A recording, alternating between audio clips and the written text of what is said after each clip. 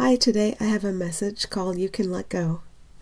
The end of suffering is not the end of life. Because the ego's pleasure and pain are the same thing, ego would tell you that all that makes life meaningful and rich would be gone if pain came to an end.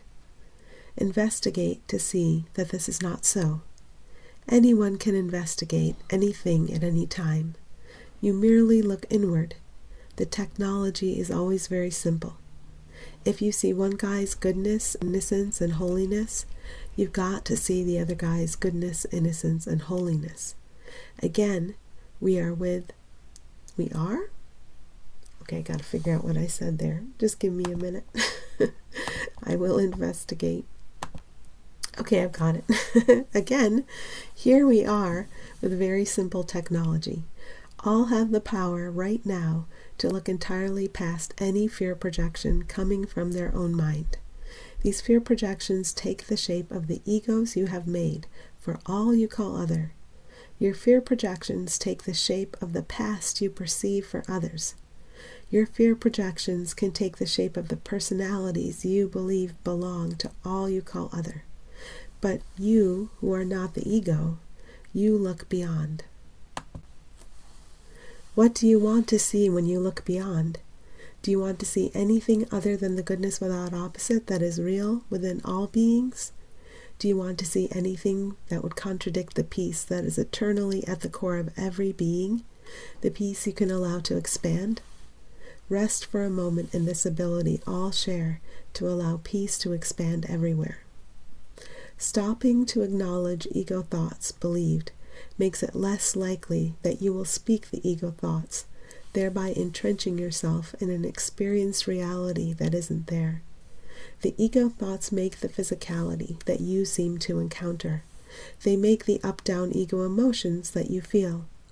But here you are, completely prior to and beyond all that. And the illusion you made originally for strife and death can be dedicated entirely to the remembrance of eternal life, to the remembrance of shared innocence.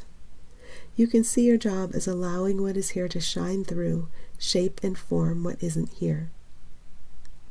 What isn't here still gets used for a while. You still experience it, but you are in charge of how it is experienced. When you agree, all of time and space gets used to reflect you back to yourself, and this is always very good news. Every being is innocence itself, holiness itself. Note that we did not say every person, every being. When you are ready to see a mirror image of what you actually are with everyone you call else, the need to use an illusion to draw you back to the full awareness of home, it subsides. You can let go all versions and interpretations of beings that aren't really there. The only version of any being that you need to see is one that would communicate very directly and powerfully to you how divinely assisted that one is, how provided with guidance, how loved, how innocent, how worthy, and how holy.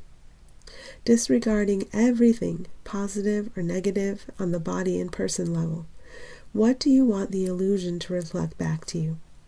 Do you want to see the true and shared identity of all through all? Then you shall. There is something so very simple about this, and that is why it is safe for you to rest, and then move when inspired. Every little step has been planned, and your guidance will only become more clear. Okay, thank you.